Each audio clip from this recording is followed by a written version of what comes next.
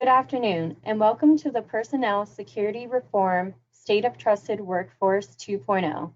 Please welcome INSA's Vice President, John Doyen.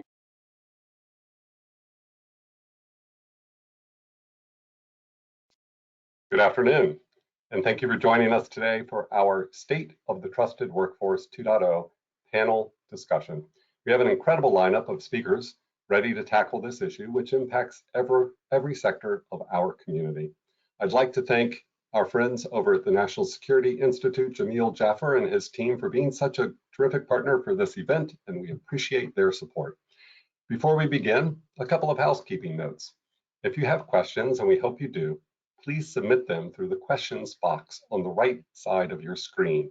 Our moderator will do his best to get to all of your questions. And we're pleased to welcome members of the press to the call today. This is a reminder that this program is on the record. And finally, I'd like to thank all of our program sponsors, SE&M Solutions, Security Clearance Pathway, Sims Software, and Thomson Reuters. We could not produce these types of events without partner support. Now it's my pleasure to introduce our moderator. Jason Miller is Executive Editor of Federal News Network. In this capacity, he directs the news coverage on all federal issues. He's also produced several news series on topics such as whistleblower retaliation at the Small Business Administration, the impact of the Technology Modernization Fund, and the ever-changing role of agency CIOs. Please join me in welcoming our moderator, Jason Miller. Jason, over to you. All right, thank you to John, to Peggy O'Connor, and all the folks at INSA, the National Security Institute, for inviting me to moderate the panel today. As you heard, I am Jason Miller, Federal News Network Executive Editor. You can find us, of course, on federalnewsnetwork.com, and of course, on your AM radio in your car at 1500 AM. I promise you that dial in your car still works. You just have to turn it or press the button or something. Whenever I moderate, I like to start with a little bit of facts and figures to kind of get your mind going. Maybe after lunch, maybe you haven't had your afternoon cup of coffee. So I'm going to give you a little stats to get you thinking.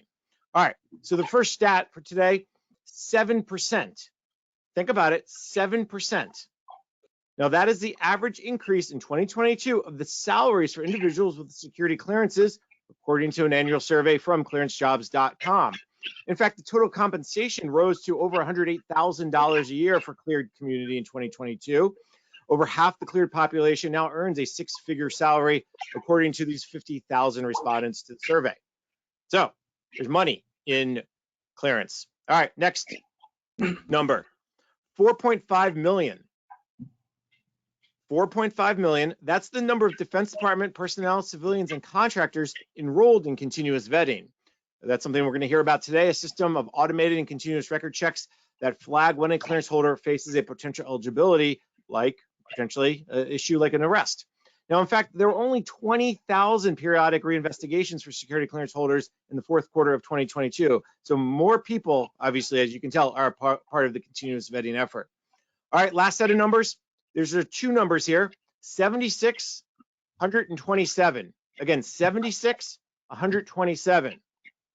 Those are the number of days on average now, got to stress that on average, to investigate and adjudicate 90% of the initial secret and top secret clearances. This is the latest data from the Security Suitability and Credibility Performance Accountability Council for fourth quarter 2022. So 76 days for clearance for secret, 127 for top secret. That's the average. So now we have a little bit of trivia to get your mind going, thinking about what we're going to talk about today, and you have something to talk about tonight at dinner with your friends and family. Here's how our panel will work. I've asked each panelist to take about 3 to 5 minutes and tell you something you don't know, their latest efforts to implement Trusted Workforce 2.0, the impact on the private sector, about security clearances. I'll ask one logical follow-up, and then we will get into your questions. This has to be a conversation. I don't do bios, I don't do backgrounds. If you don't know what the Defense Counterintelligence and Security Agency does, look them up. If you don't know what Trusted Workforce 2.0 is, I promise you can find plenty of stories on federalnewsnetwork.com. Then again, we'll go to your questions, so please don't be shy. So let's get started. Matt, you're from the Director of the Performance Accountability Council Program Management Office. Take it away. Tell us something we don't know. I think in the spirit of this panel, maybe the most important thing for me to start with that people might not know which is what is the state of trusted workforce 2.0, which I think is a really good philosophical question. Stepping back a moment, our journey really began after we experienced significant program changes and we were addressing a backlog. This was back before the numbers, as Jason said, were 76 and 127 days, but we were well over a year to process background investigations. So the first phase of the work really focused on getting the backlog and the timeliness under control. We reduced that from 750,000 cases. It's now hovering around 157,000 cases. After that, we started turning our attention to new ways to do the work. That involved rewriting and recrafting the majority of the policies. So that was really the focus of the work in 20 and 21. And that turns, then we quickly turned our attention, as Jason said, to getting folks enrolled into continuous vetting. And that was focused on just the national security sensitive population. So all those individuals with top secret and secret clearances, which is about 4.48 million folks are now enrolled in continuous vetting, and was largely done pretty seamlessly, not completely seamlessly, but you're going to hear from Heather today, who had a big role in not making that a burden on industry. Now we're turning our attention to a new and exciting phase. So I just want to highlight what you're going to see for the next 3 years, and some of the Jeff and Heather and myself will be able to answer more questions about these things as we go. But the focus of this, if the focus of last year was getting everyone into continuous vetting for the national security population, the focus of this year is beginning our transition into Enbus, in particular the transfer from EQIP to EAP. The focus for next year will be moving the continuous vetting model into the non-sensitive public trust population. So I know many of you are very heavy on the national security sensitive side, but the other half of our population is the non-sensitive population. So they'll begin their journey in 24. And then following in 25, you're going to start to see all the new products and the new model roll out as we move into 3 tiers and we move into the new forms and the new products. So that's kind of the big chunks of what's going to be happening each year. And as you see all of this activity that's happening, all the different piece parts, kind of anchor it back to these big phases of work that are happening iteratively each year. So Jason, back to you.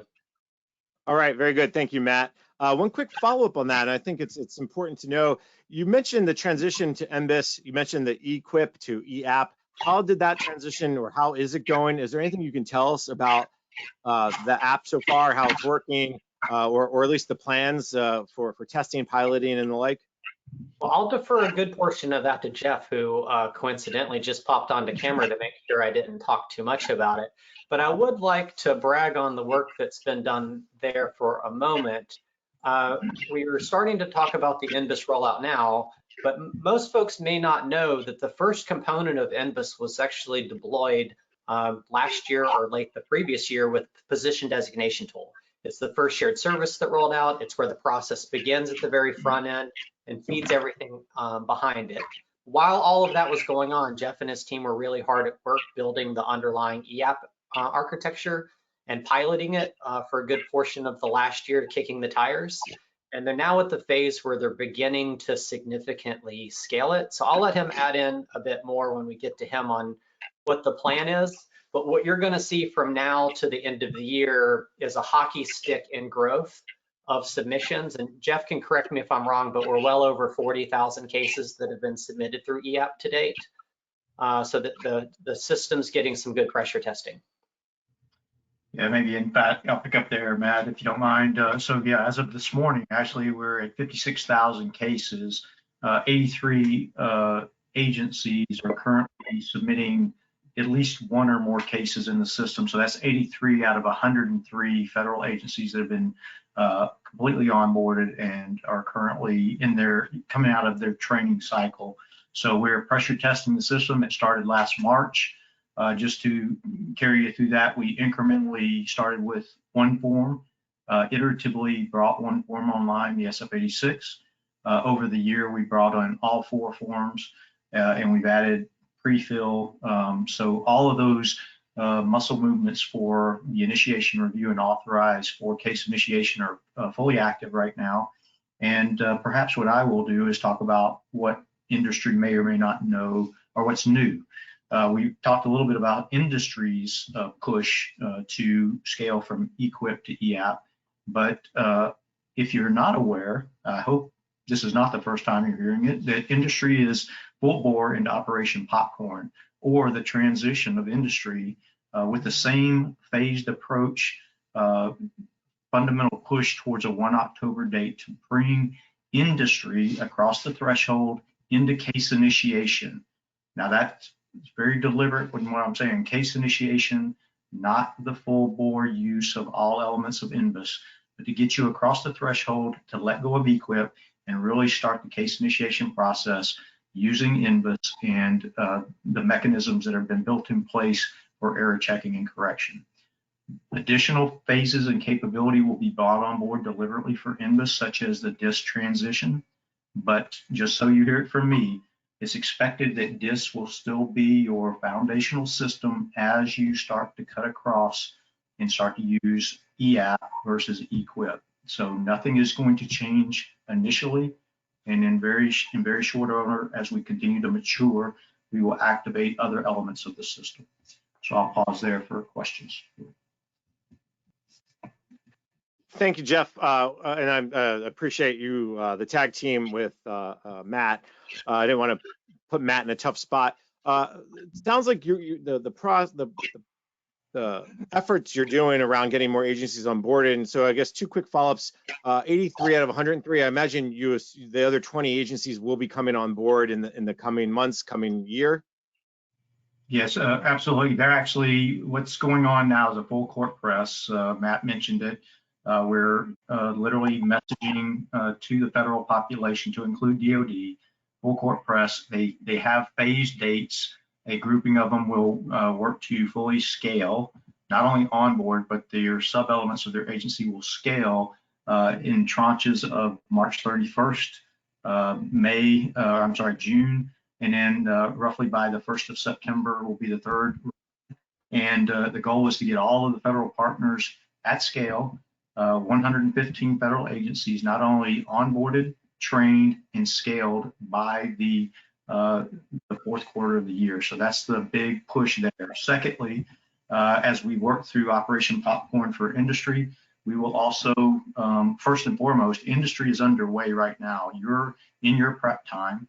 Much of the training for industry in getting case initiation established is being done through self-help portals, available training, account provisioning, and essentially getting you to a point where you can cross the threshold. Industry should recognize that of the 13,000 agencies, there are a lot of smaller organizations that are one deep. They submit less than 12 cases a year, as an example, all the way up to our big partners, Lockheed Martin, Northrop Grumman. Those companies have a whole different scaling problem or effort. So they're in different phases. It'll be easier for the smaller organizations, obviously, but as we get to some of our bigger organizations, more capability, more reports, more fundamental things that the larger companies are looking for will mature with the system, and we'll bring them up to scale as well. But again, at the end of the day, our push is to get everybody into EAP, first tranche, both industry and federal, by the fourth quarter of this FY. Over. And that actually was helpful, because I was going to ask the follow-up around the industry side. I love the name Operation Popcorn. You got to come up with a good name, so thank you for that. But really, this first step for industry is just letting them go with that EQIP and moving them to start the initiation of EAP. Do you just want to maybe offer a little bit of what that initial use of the EAP will look like, and then where are they going next over the course of the next, again, 6, 8, 10, 12 months, or however long it's going to take? Yeah, great question. So again, we often refer to case initiation as the front door of Enbus. So there are five swim lanes to building out the end-to-end system that cover all three mission areas. And those three mission areas are our Vetting Risk Operations Center for Continuous Vetting, the adjudications facility, our services capability for meeting that adjudications capability for the whole of government, as well as our background investigation mission area. Additionally, we have some swim lanes in subject management to finish up the work to allow us to get off of DIS. So ultimately, first, open the door all about getting off of EQIP, moving to EAP.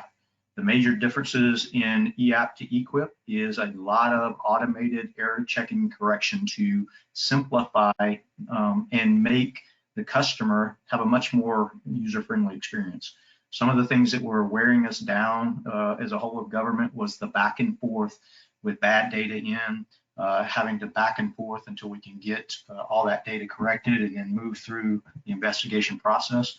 Enbus EAP is built-in error checking and correction that allows you not to be able to move through the system until you kind of get green check marks on entering in all your data from where you lived, your affiliations, and it has other built-in help in the system, such as postal codes. So when you type in your historical areas of where you lived, it makes sure that you actually have an alignment. It checks your addresses against a postal address. It simplifies and corrects all that information and doesn't allow you to advance until you have all the time periods covered.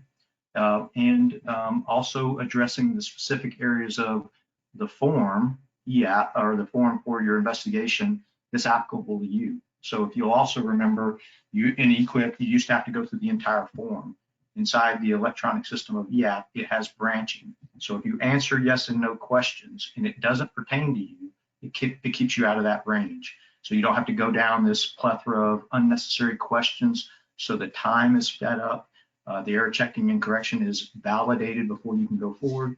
And we're seeing a lot of good results in the feedback on how that's helping us facilitate faster processing of an individual applicant through the system. Over.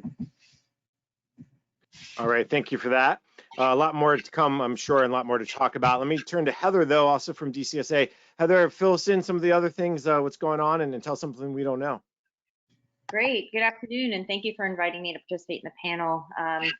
It continues to be an exciting time for personnel security reform efforts. In addition to what Jeff mentioned on some of the Enbus efforts, DCSA has been extremely busy implementing several other initiatives to support Trusted Workforce 2.0 policy implementation. So I'm going to go over just two concepts. One, focusing on the initial vetting concept. So VRO currently processes the initial investigation request for the National Industrial Security Program contractors. We also issue interim determinations. Right now, we average 7 days for interims to be issued for those contractors. We average about 100,000 interims per year. So obviously a lot of work ongoing in that area. But we are looking at how we can make that even better. So, future automation, we're looking to bolster the timeliness of those interim determinations with more data to inform quality risk-based decisions. So we are piloting several efforts in this area. Specifically, we have ongoing pilots, something called high yield check pilot, or also known as rapid vetting pilot. So the goal in this is to obtain as much high value information upfront as rapidly as possible to inform that risk-based decision. So we're making some strides and some headway in that perspective. What happens next for our NIST contractors is once you get through that initial vetting process, or as you're going through that initial vetting process, you are enrolled in continuous vetting. So continuous vetting at this point replaces the 5-year and 10-year periodic reinvestigations. As you mentioned, Jason, with that ongoing and often automated determination of a person's risk, right? So we develop information as it occurs. So all of industry, congratulations. You are now fully enrolled in a continuous vetting compliant program. And a lot of work went into that to be what's called Trusted Workforce 1.5 compliant, which covers all 7 data categories. So we do appreciate your support on that. It was definitely a team effort, but we made it. That means there's about 1 million defense contractors, or NIST contractors, I should say, that are enrolled in that continuous vetting program. And as I mentioned a minute ago, that means that periodic reinvestigations are no longer required. So that, again, was a heavy lift, and we made it to that piece in our journey here. With that being said, we are still requiring updated data every 5 years. It is critical that we obtain that updated information from the subject. Think things like addresses or place of employment, or where an individual is going to school, close associations, some of that information that that we need to have to ensure we have adequate coverage of the automated record checks. Right now, it is coming in every 5 years. We put that guidance out on the DCSA website, requesting everyone's adherence to that. We're working with industry as well as all of our DoD services and fourth estate agencies on how we continue to meet that goal to get caught up to that 5-year mark. But right now, we're just asking for a plan, right? Just put your plan of action together, and we're going to help together move forward in that direction.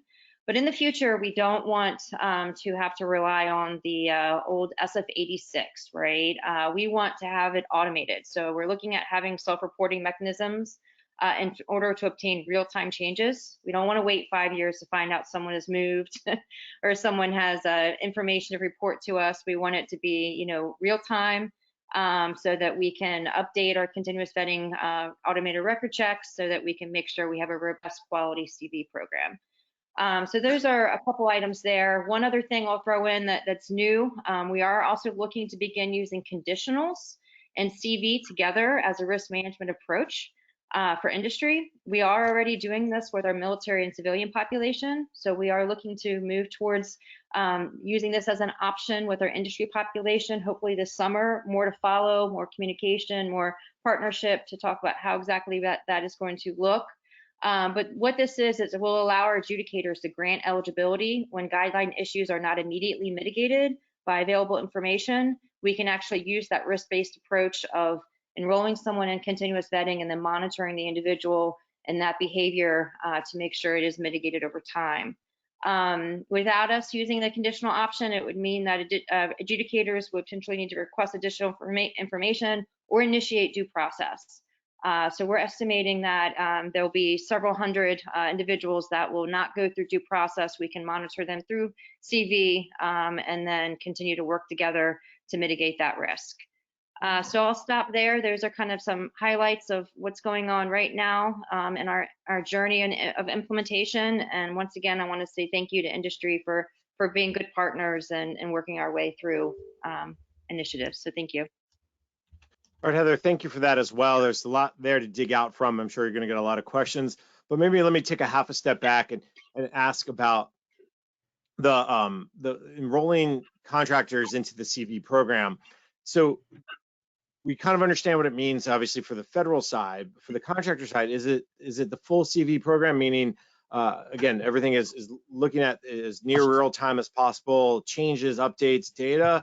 Or as you said, because it's met the goals of 1.5 and obviously we're moving into 2.0, is there a difference between the contractor side and the military and civilian side for feds?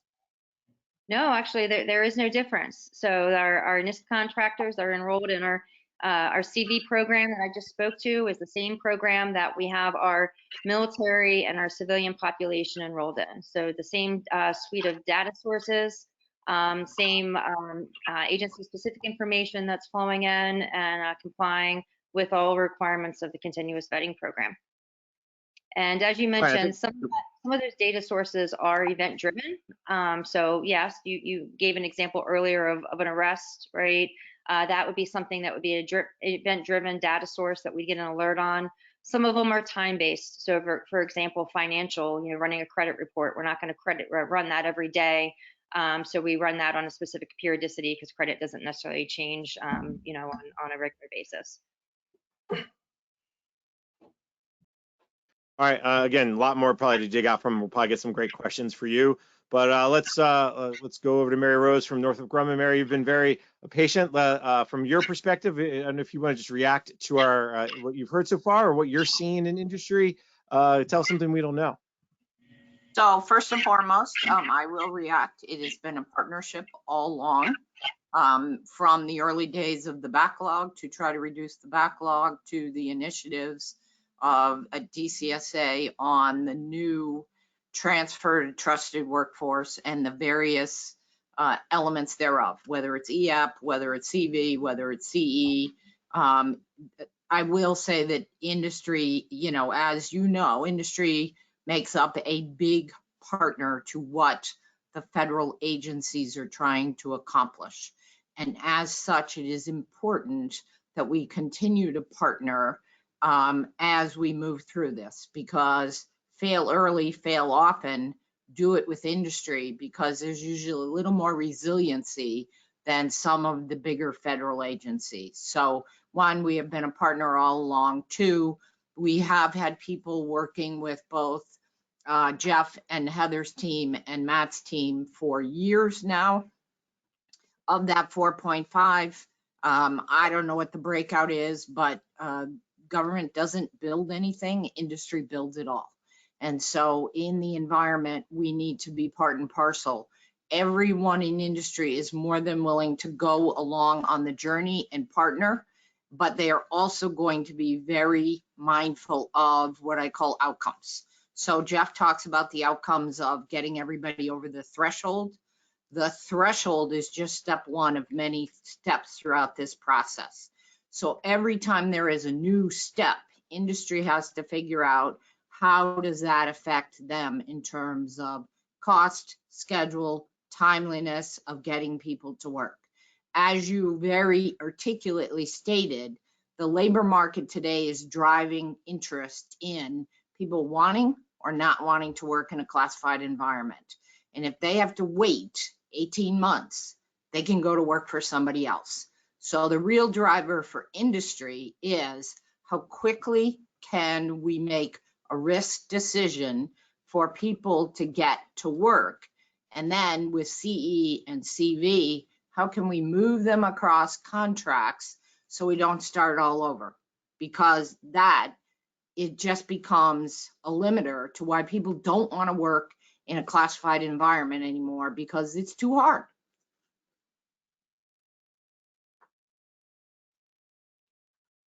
Mary, you bring up a really interesting point about the workforce and the need to wait.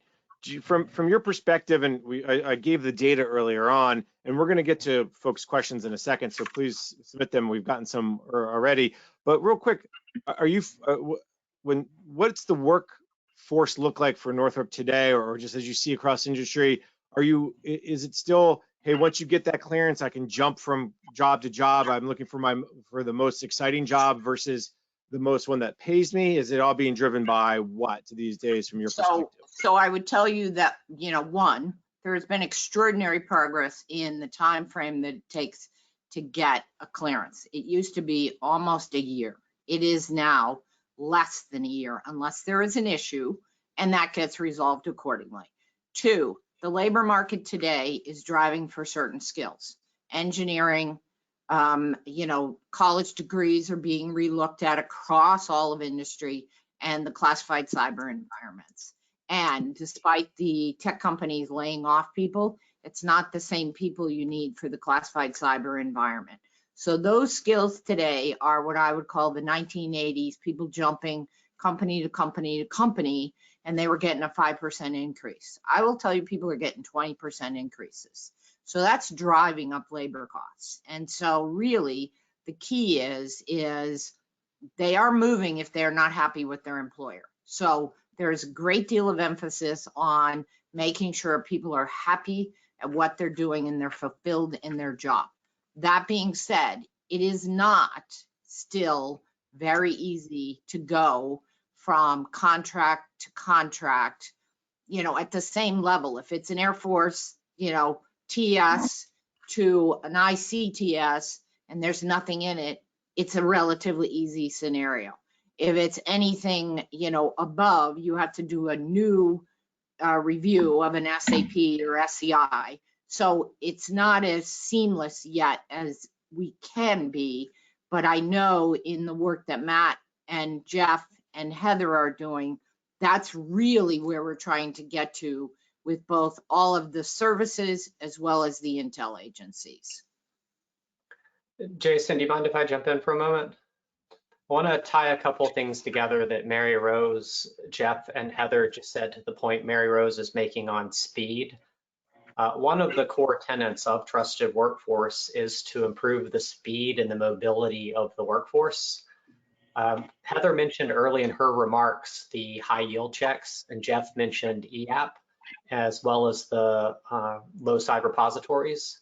The reason those things are so important is EAP's integration with the the BI capabilities and the low side repository capabilities that Jeff's mentioning, coupled with the high yield checks, is going to allow us to vet people much faster on the front end of the process, significantly reducing how quickly we can get someone to work, which allows you to vet new people faster, which decreases the pressures on the labor market. The second is moving people around. There's a bunch of changes happening to the systems to gather the appropriate data that's needed for the mobility of the workforce to support both things that are under the core definition of reciprocity, but also the things that scale out into this larger construct of transfer of trust that we've defined under the policies. And the needed data elements are in the system. So as Jeff iteratively delivers these capabilities month over month, year over year for the next couple of years, those things are just going to get faster and more seamless. But as Mary Rose said, it's going to be a journey. We're going to fail in some areas. It's going to be bumpy. And we need industry's partnership and working with us to get it right, as well as your patience as we run into challenges. Jason, can I add something as well? Of course.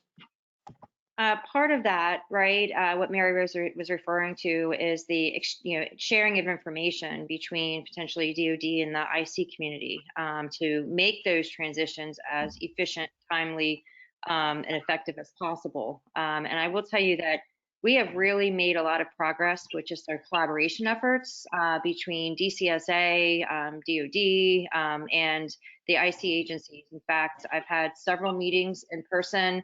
They have visited DCSA, VRO specifically, to talk CV programs and CV reciprocity. And next week, I have another IC agency coming to visit, and we're doing a full day collaboration day where they're visiting DCSA, and then in the afternoon, we're visiting their agency and having a sharing of the minds and information on how we can get better at this, right? Looking at all vetting scenarios, including that transfer of trust and the continuous vetting scenario. So we are all aware that we need to get better, and you have my commitment and DCSA's commitment to keep driving in that direction. And I can see that from at a very senior level at these IC agencies, they're committed to it as well. So looking forward. And Heather and you all and Matt and Mary Rose all bring up this idea of reciprocity. And I just want to remind folks, we're going to get to audience questions, and audience questions, our engagement is courtesy of SE&M Solutions. So thank you for that sponsorship and being a part of our day today. But reciprocity, is that still the is that the long pole in the tent? I know the other Jason Miller, which is always kind of odd to say, that from the Office of Management and Budget, he talked about the long pole in the tent moving to this Trusted Workforce 2.0, but it sounds like reciprocity is still the biggest challenge that is out there. Heather, maybe talk a little bit about when you have those conversations with the IC, with the DoD folks, with other partners. They want reciprocity, or is it just a matter of time and trust? Right. So, I mean, I can speak from the DoD perspective. Our adjudication services has worked very, very hard over the last few years to reduce the time it takes to make that reciprocity decision of those individuals coming into DoD. We are averaging 1 day. So hopefully industry sees and feels that for those cases that are coming into DoD, whether it's from another federal agency or from the IC community. And that is down from about 65 days in mid-2020. So a lot of work, Lean Six Sigma, a lot of efficiencies made there. But I do fully understand that it's also going the other way, right? That the IC agencies or specific programs reciprocating our eligibility and our clearances. So that is something, again, that we're going to continue to strive to work with our partners to make sure they have all the information that they need to make that timely decision on their end. So DCSA is here to support that. So Jason, if I can jump in. So I can tell you from an industry standpoint, what Heather says is absolutely true. The reality of transferring someone with whether it's a secret or a top secret, is a relatively much more efficient process. If there are suitability requirements, and those suitability requirements may require something else, whether it's medical or additional screening, that is really an agency call. And so industry follows the agency call. But in the end, you know, a straight TS is relatively easily transferred. There are some in industry who would love to have access to all that data. You know, we are always mindful of reminding them is once you know what the government knows, you have to do something about it. So you might not really want access to all that data. So, you know, there is a baseline of risk. And once that baseline of risk is determined, people can move pretty seamlessly. It is really dependent upon contract and how quickly do we move people from contract to contract. But back to Jeff's point and to Matt's point, what DCSA and the PAC PMO have been trying to do is the more we can automate, the more we can put data in information. It is not a technology question anymore. It is how do we protect the data? How do we allow people to use the data with the right partitions and the right privileges so that instead of ordering up a paper file from someone, you now have the ability to use technology to the advantage of both the government and industry. And the other good news is some of our sponsors are helping much of industry automate their own processes. Everything with, you know, robotics. So we don't send in what I call bad data in brings bad data out. So you want almost a less than 1% error rate before it goes into Jeff. Now the challenge is with the new EAP, do we have to do anything on the back end to change that? Whether it's Northrop or Lockheed or Boeing or any of the mom and pops, you know, it's data in, data out.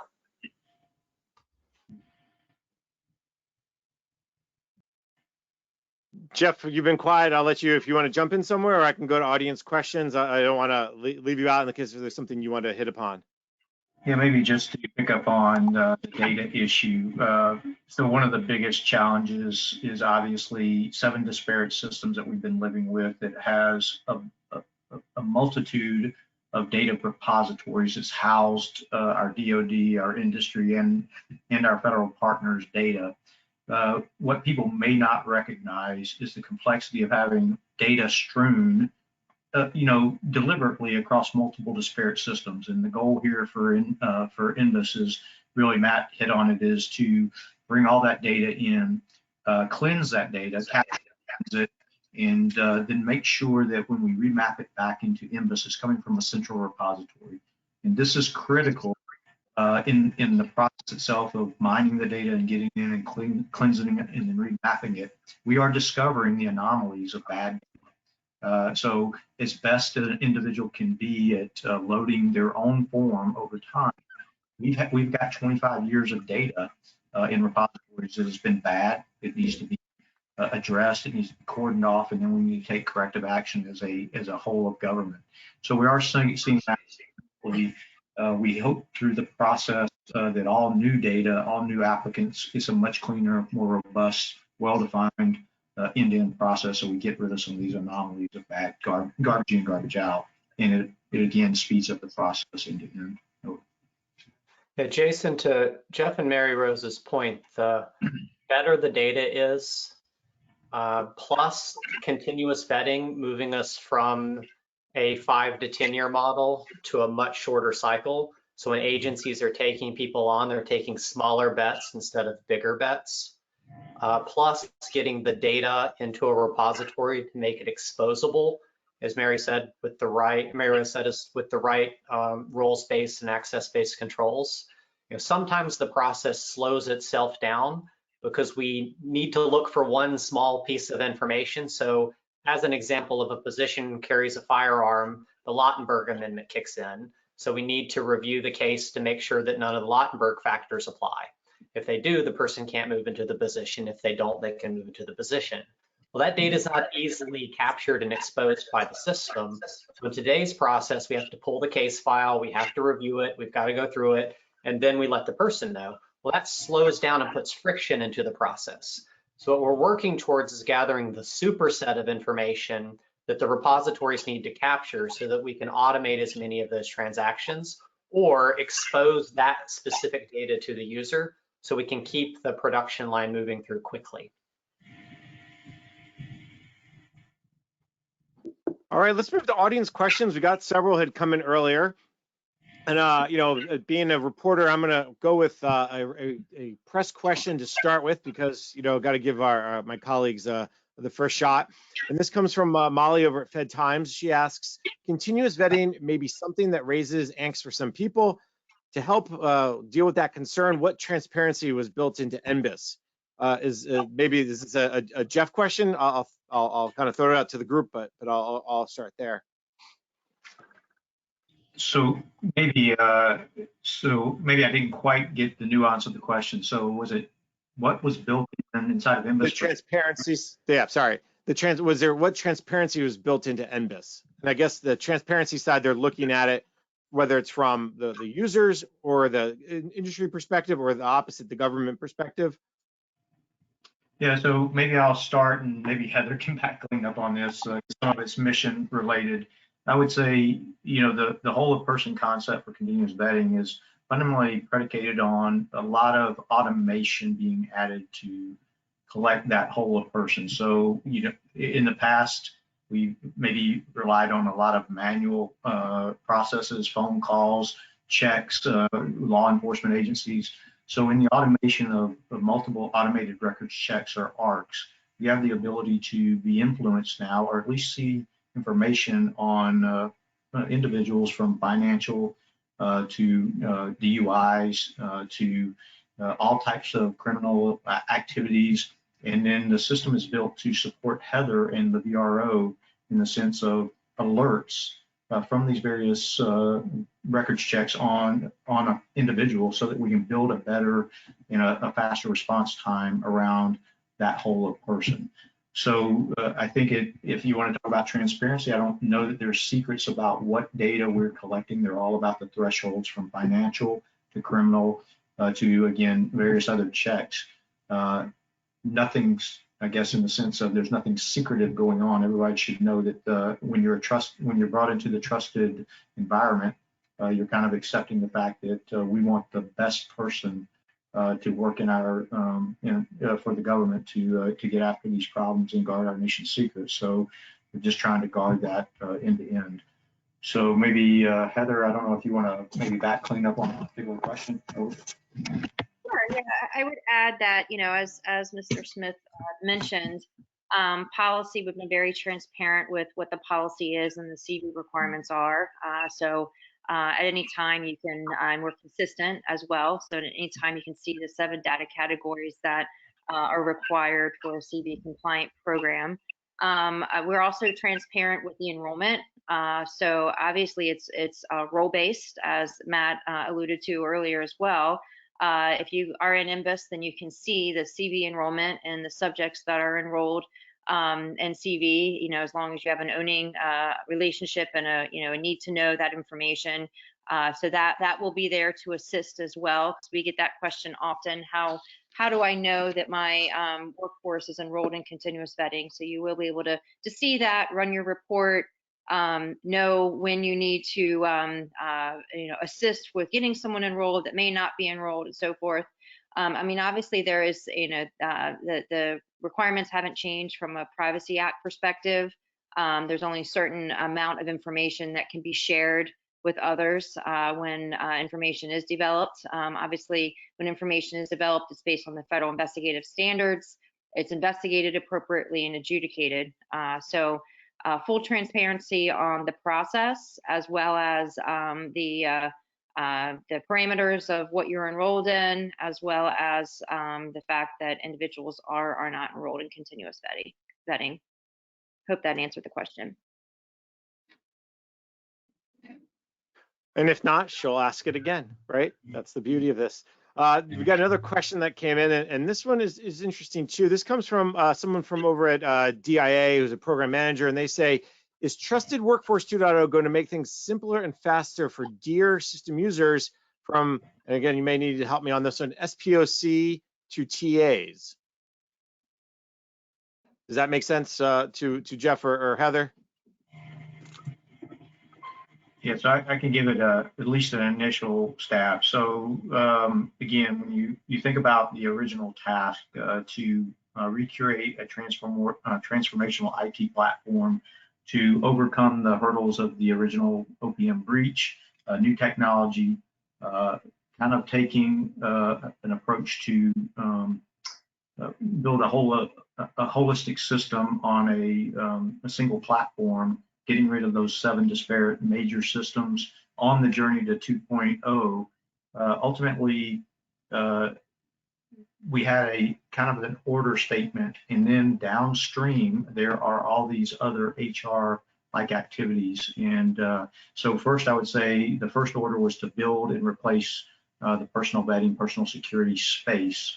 Downstream, we recognize that our industry partners have these wants and desires that are maybe second layer or second order of magnitude capabilities that we've been working with Matt specifically in the PAC on what we refer to as shared services. And some of these are capabilities that need to be built in to help support these mechanisms or the sharing of data, not just from the system of personal security and personal vetting, but when it gets to an agency and then downstream from the agency within inside their organization.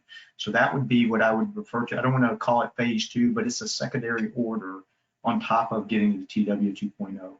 And so it's just a journey. Solve your baseline configuration or request first, grow to 2.0, and then along that journey also expand into these shared services items that people have interest in. And it's just sometimes you have to work it sequentially, but the good news is that between the PAC and DCSA, we've set off some encouraging investments to start running some of the shared service investments in parallel. So this year we're committing resources and funding to start pulling that to the left, but it's just part of the journey in building a holistic system from the original increment 1 to Trusted Workforce 2.0, and now trying to pull to the left all these shared services. Over. Hey, Jeff, I think they're talking about the Deers Rapids stuff and related to CAC and SCIF tokens. We won't really be playing too much in that space, aside from vetting the personnel who have to engage with those things. So there's a list of preconditions that DMDC provides in their documentation on that. Some of them are related to the preconditions for vetting, so we'll be able to vet folks faster and better related to that. But Deers and Rapids is outside of the scope of Enbus and Trusted Workforce. Yeah, you concur. And however, I guess with every technology investment, it never shocks me when the next requirement comes in and they want us to expand it. And again, that's not a negative. I think that's just natural. The more technology and the free flow of information, it's kind of this thought that should we take the next leap. So I'll allow Matt to guard that left flank for us here. So. Yeah, not right now. You focus on EAP right now, Jeff. Yeah. All right, a couple more questions have come in, and I want to continue to encourage folks to send in their questions so we can continue our conversation together.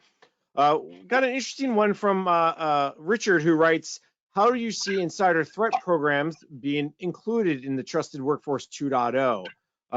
Mary, do you want to maybe start us off and look at it from a Northrop Grumman perspective?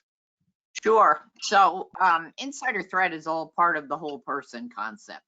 So, you know, today, anyone who is cleared is required to inform us of various events. You know, whether that's, you know, as Jeff alluded to, whether it's a DUI or a financial lien or whatever, that really becomes a corollary complementary to insider threat. And many of the tools, although it is not, because I'm not going to take Jeff off his primary focus, which is get us to EAP and Enbus, insider threat could easily be in a future downward phase where the data that they collect is already there. And then industry could put in additional information, i.e., you know, Matt Eames was downloading, you know, intellectual property from company ABC to his home computer. We would see that in our network monitoring, and we would then, you know that he just put in his letter of resignation. So it really becomes the whole picture of how we can look at the person. Back to Heather's point, CE and CV are really, how do you take all the disparate data fields, put them together, and you see that picture sooner with all the technology capabilities. So it really is a benefit to leverage this technology for what companies are doing right now on insider threat. Yeah, Mary Rose is exactly correct with where the model is headed. Trusted Workforce has three components of it for continuous vetting. The first are the automated record checks, which is what Heather referenced as the big 7 things that are checked. The second is time or event-driven investigative activity. And the third is agency or organization unique information. And that's where insider threat stuff falls. The reason it's not called insider threat is because that executive order only applies to the national security space. And we need a model that spans security suitability and credentialing domains. But the intent is to feed that information bidirectionally in this model. We've got some ongoing work right now with industry to map out what information sharing could and should look like. So expect some stuff to come out from OD&I on that front. We got a little bit of help from the Hill and the NDAA this year, so we'll be issuing a report on that.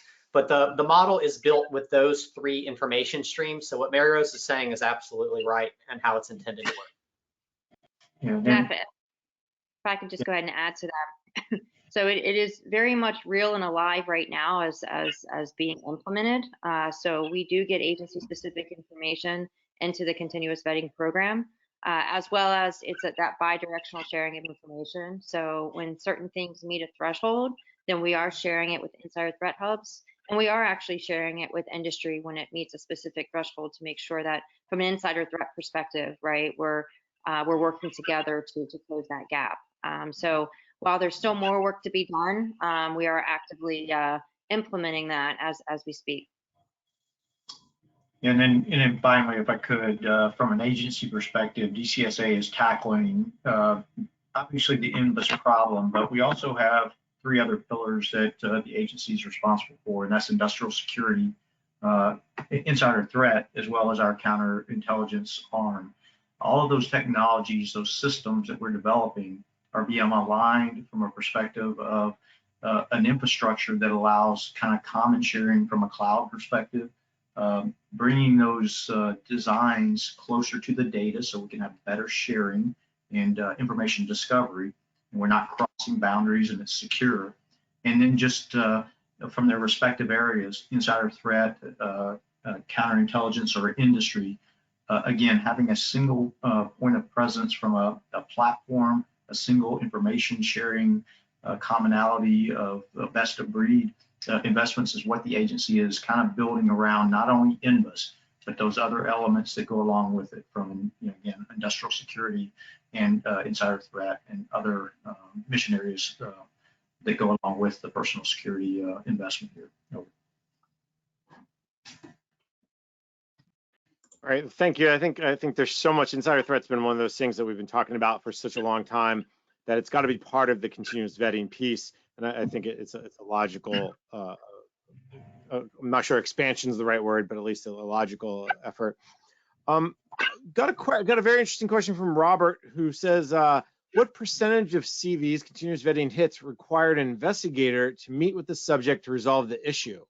I don't know if that's a Heather question or Matt question. I'll just kind of throw it out there for somebody. Well, so I can tell you, I don't have all of my metrics in front of me, but so I'm kind of going from recall here. But we have about a 6% alert rate based on, our enrolled population of within our program, specifically 3.6, 3.7 million enrolled in the DoD CV program. Based on that alert rate, it's I think it's about 40% are not previously known. So that means that, the information that we're receiving, first thing that we do is we validate, in fact, it meets a business rule and it does meet federal investigative standard for the alert to come in. Second, we ensure that the identity resolution is in play. Third, we look to see if it's previously known, if it's been self-reported, or if it is had been just discovered, investigated, and adjudicated during a prior background investigation. So about 40% of those alerts, break it down, are what we consider not previously known. Out of that, a certain percentage of that information will need follow-on action with an actual investigator. Different methodologies can be used, whether we're gathering information via additional records, might require a subject interview. But again, based on the federal investigative standards, will depend on what type of follow-on action needs to be taken from there. So hopefully that is helpful. And let me know if you have any follow-up questions from that. You can follow along for some proxy data on this on performance.gov. We produce a quarterly progress report every quarter. One of the slides in there is the continuous vetting data, and right behind that is a slide on periodic reinvestigations. And what you'll see is the PR quantities went down from, I think, around 108,000 down to around maybe 16,000.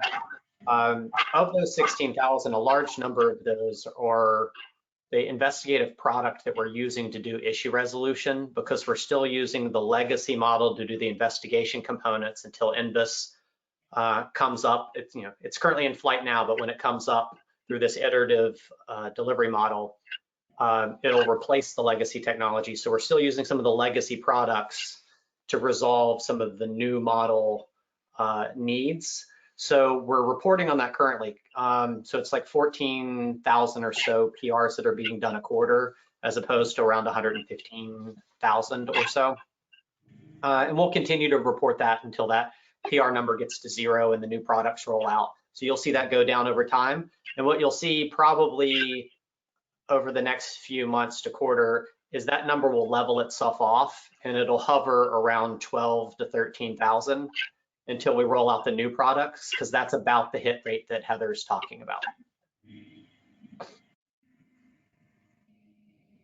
I see we are pushing up against the clock, so and maybe in the last minute, let me just ask, see if anyone has a kind of a big takeaway from our conversation today. Make sure what they'd like industry to know.